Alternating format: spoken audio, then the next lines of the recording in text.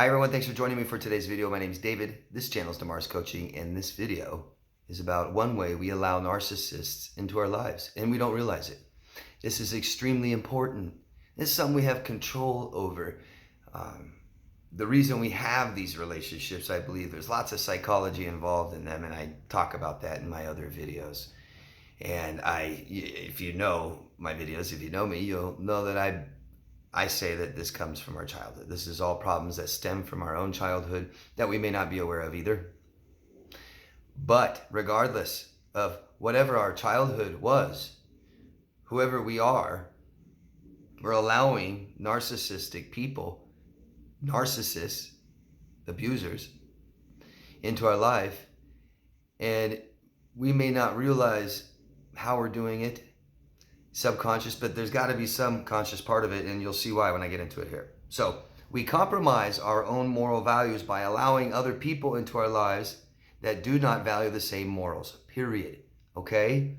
And we know this after the relationship is over, don't we? We know that they don't value anything that has anything to do with morals. And we it may take a while, even after the relationship is over, to even see this. We don't know who our abuser is. Our abuser doesn't know who we are. Interesting, huh? Even after years. And we have a distorted view of our partner. But it's the biggest sign. This is the biggest thing, guys. This is it. This is what it all really, really boils down to. We accept others to rationalize, excuse, and justify bad behaviors. It's not right for us to do, is it? If something's wrong and we shouldn't do it, and we don't want to do it, we believe that this is the wrong thing to do to somebody, then is it ever okay? No. Why is it okay sometimes, or to some people, or some days? You know, it's not, right? And that's where we have gone wrong, period. I'm so guilty of this in my life. Big time. Big time. Friends.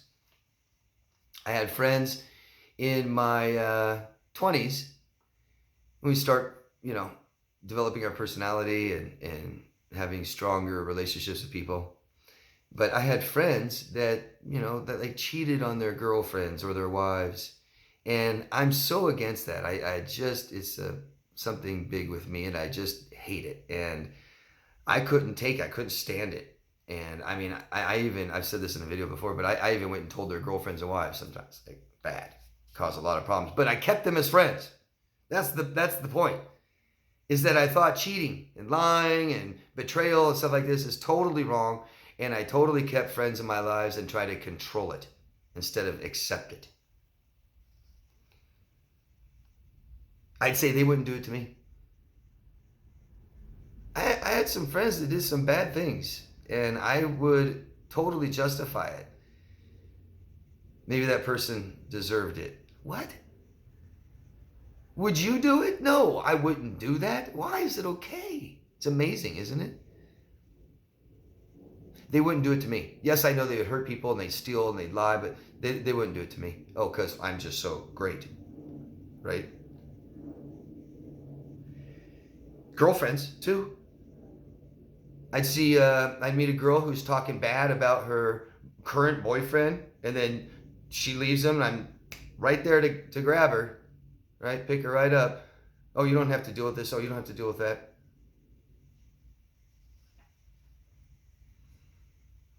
I would see them mistreat a boy. I mean, here's a good one, guys, that a lot of you have experienced. You dated someone not available. You dated somebody who's married or has a boyfriend, a girlfriend, a significant other. They're cheating on them with you. And you want them in your life. You're saying, no, it's okay. They won't cheat on me. What? Always, just to let you know. Yeah, you meet a guy who's cheating on his wife with you, and then he divorces his wife and is with you. Guess what? He is going to cheat on you. Yeah. But we let him in our lives, I stay friends with them. I start dating people like that. I'm guilty of it too. Look at smear campaigns. We all know that they're lies.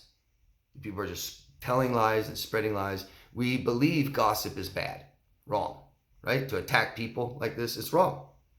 But we entertain the idea that maybe what they're saying is true.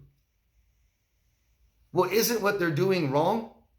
So why does it matter if we sit there and go, oh, maybe this is true, maybe that's not true? It's wrong. It's wrong, right? Would you like it done to you? I mean, can't we go there? Can't we just, it's not okay to do to me? And you might say, oh, well, maybe I didn't do what they did. No, the person doing that behavior is wrong. Would you do that? Would you go on social media and smear people and use their faces and names and make accusations about them and look how bad they are so that other people will attack them? Would you do that? No. And so why is it okay if someone else does it? Why?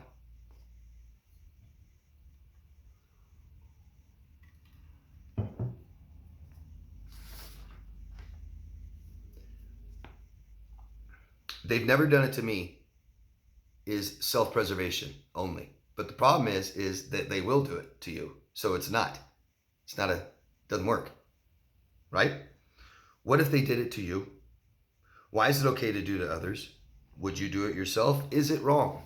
Questions to ask yourself about people's behaviors that you wouldn't do, that you believe are wrong. People with personality disorders lack self-awareness. Abusers, predators, manipulators, and toxic people also lack self-awareness. They're contradicting, double standards, hypocrites. It's all talk. Look for action. Look for action. I statements that people make about themselves, listen to them. Observe them. I'm honest. I really value loyalty. It makes you feel like they're honest. It makes you feel like they value loyalty. If they want other people to be loyal to them, they must value loyalty. Right? No. Not necessarily, right? Self-righteous behaviors. Toxic people are very self-righteous. They're such liars. Makes you think that maybe they tell the truth. They value honesty, right? They're so angry about somebody that's dishonest. Maybe they value honesty a lot. No, it doesn't mean that. Do they seek revenge? Are they violent? Do they lack remorse? Big signs to look for. We have a distorted view of our abuser right from the beginning. Why? Because they tell us. They posture. Yeah. We idealize. That's one of our faults. Going into these relationships, we idealize. This is the perfect person. They looked and acted and sounded and played the part, which any of us can do right away. We can all act. We can all be actors. We can all pretend. We can be on our best behaviors. The honeymoon phase of all relationships, even with your therapist, goes really well in the beginning. We idealize. Our own moral values are not principle. That's the problem, guys. Our own moral values aren't principle, and we need to make them principle and never move them out of the way for anyone, anytime. If it's not okay for us to move our principles and cheat and lie and steal, it's not okay for other people to do it either. We accept that people do it, but we can't accept it into our lives. It's not okay for someone else into our life to go against our own moral values. They have to match. It's the one key component for all relationships to work. Values have to match. Without it, screwed. It's the only way a relationship can be loving, growing, have meaning and purpose, be functional. Values have to match. Number 3, the third thing is we have a weak support system, don't we? We don't have enough healthy people in our life. We don't have enough people that just support us and that we can talk to and open up to. Underlying shame and guilt. If you allow somebody with bad behaviors you don't agree with into your life, there's underlying shame and guilt, period. A lot of people don't like to hear that. We believe them and we lie to ourselves. Why? To be loved. To be loved. If we love ourselves enough, we don't have to sacrifice and we don't have to compromise our values. Nope. And the last is, number 6, is going too fast. We go too fast, guys. We do not take time to see who somebody really, really is, to make sure what they say and what they do match. When I tell you who I am, I show you consistently over time. Biggest factor, we have control over this, guys.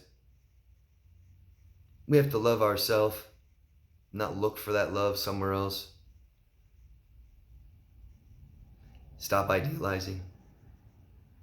Have a standard list. What are your standards?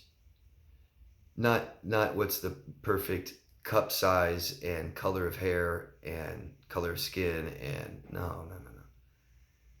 A standard list made up of your own moral values that you make principle in your daily life and never move them out of the way for anybody, especially to allow people into your life, okay? It takes time. It takes time to get to know somebody. A lot of you guys are out of these relationships 2 years, 4 years, and you have no idea who this other person is. You're just now starting to learn. Isn't that kind of scary when you allow people in your life, strangers like that, in your house, in your home, around your children, around your belongings, things, other people you love and care for? Be careful. Let me know what you guys think. Please share your own examples if you can. I really like them, and I know other people do too. I really appreciate them. Thanks, guys. Love yourself first. Anyone wants coaching, you can find me at daviddemars.com. And give the video a like if you liked it. Subscribe to the channel if you haven't already. Thank you. Bye, guys.